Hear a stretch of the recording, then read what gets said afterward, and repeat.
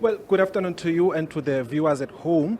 Of course, just a short while ago, the ANC caucus has just finished, and again, we do hear that the ANC MPs have been given the marching orders, but however, there are some ANC MPs who are still not convinced that they should vote to reject this report.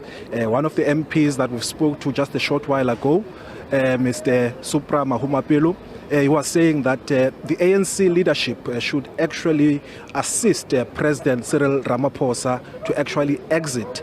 And when he was pressed on whether how he will vote this afternoon, he says he will vote for accountability. So you do see that the ANC caucus does seem to have some, differing views in terms of how they should vote when this Section 89 independent panel report is voted on.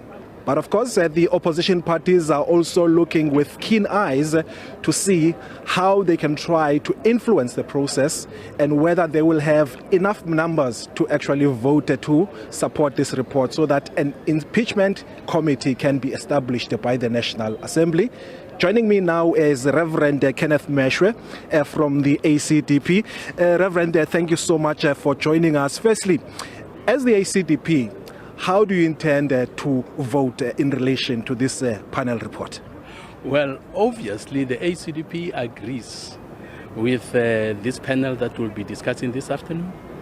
It was put together by reputable people, experienced people that have done well in the past when they were still, particularly the former Chief Justice, still on the bench. And his assistant was also on the bench for years, and they've done an excellent job. So, firstly, we trust them, and we know that they've done an excellent job. And because they did a good job, the ACDP is going to support their report, because the president definitely has many questions to answer. He has to answer, otherwise people are speculating. We'll come to many wrong conclusions if he does not open his mouth and tell us the truth. So we're hoping that all members of parliament today, and I'm going to appeal to them, all members of parliament, follow your conscience and do the right thing and support the panel report. Now, if you're saying that you'll be voting to support the report, does that mean as the president of the ACDP, you've given instructions to your MPs to vote in that particular direction, or do they also have that right of voting with their conscience? Well, fortunately, our MPs believe in truth. Our MPs believe in transparency. They believe in accountability. So we said the president must be held accountable. We want answers. So there was no instruction given to any one of them, but we all have come to the same conclusion as we discussed the matter. They just all said it's obvious.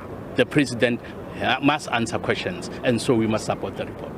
Would you be surprised if any of your MPs would vote to reject that independent panel report?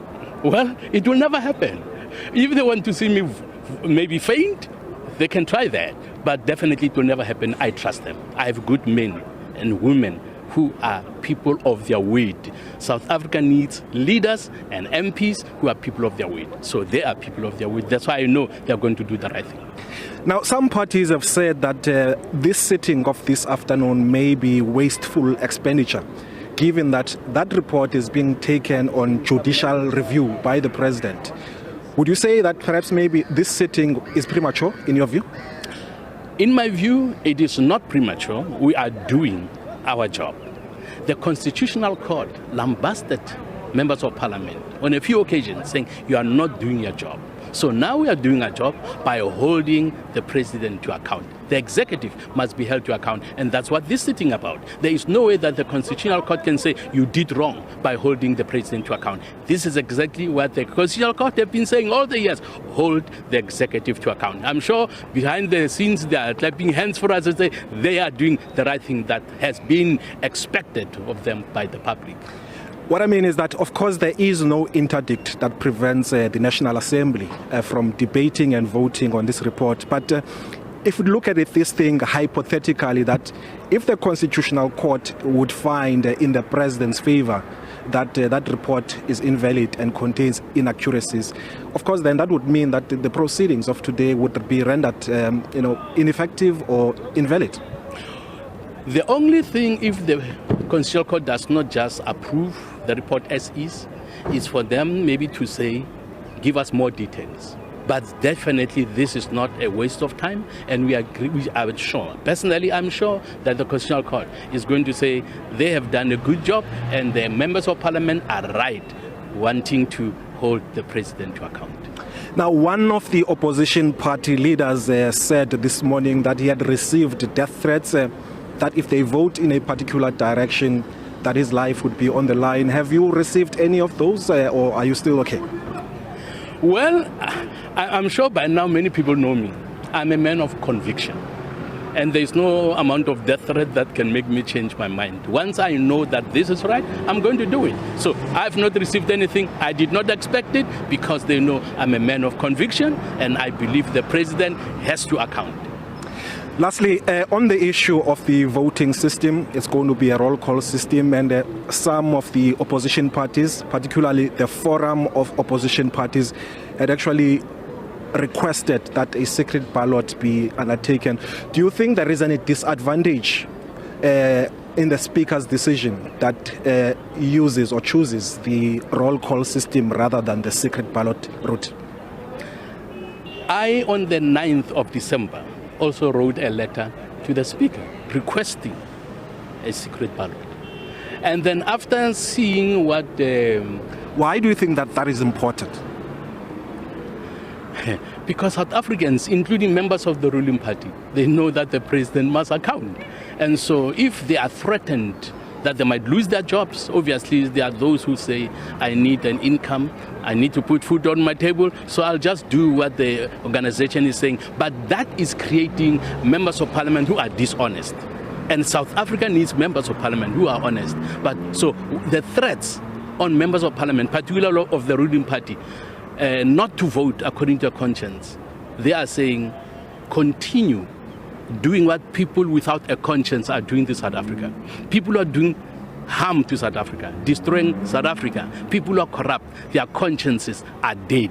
So the ANC, the ruling party leadership that are saying, toe the line, are indirectly saying to them, continue killing and ignoring your conscience, which is highly regrettable. Now, if you feel or you get a sense that the members of the ANC do not vote according to their conscience, is there any remedy to actually correct that? Any remedy to correct that?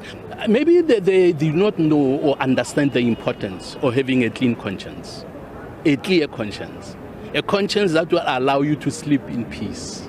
Because once you violate your conscience, sleep might escape from you, peace might escape from you. So if you want to enjoy peace and a good sleep, follow the dictates of your conscience. And in this case, the dictates of the conscience are to prove to South Africa that nobody is above the law.